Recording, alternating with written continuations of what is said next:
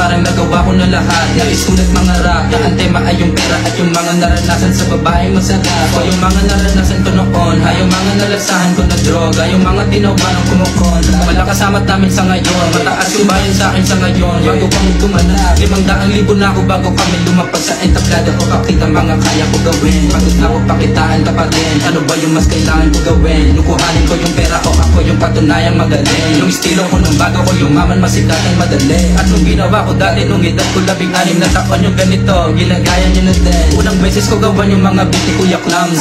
Daming mga rapper pinasahan niya ng grams. Ng kush, kilo-kilo nilalagay na sa drum. Kahirapan nung wala pa mga fans, pero nung di ko sinayang mga chance. Simula nang kapangalan na si Sean, simula nung binayaran ng advance. Kaya ko uli daling sa bahay namin yung babae. Oo, lalo na kapag nasib ako na siya once. Oo, nung hindi pa ako sikat, yeah, marami ng babae yung mga nagpasibak. Simula nung makilala ko si Glock, kahit anong etablado matapakan ko basa. Galing kami sa kalsadang puro tulak ng bato at marijuana. Araw-araw yung mga nakakasama, parang hirap maniwala. Ito na kung nasa akin na yung pera at ang lahat sa leeg ko mabigat. Na mainit sa mata ng kawatan na bago ako isahan ay maliligo siya sa bala.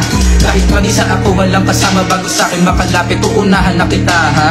Di katulad dati na binabaliwala nila ko, di na pwede ay yung tatanga-tanga ha.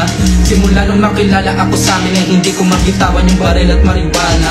Kasi may iba na pinapanok pagkat inaabangan ako makagawa ng mga shit.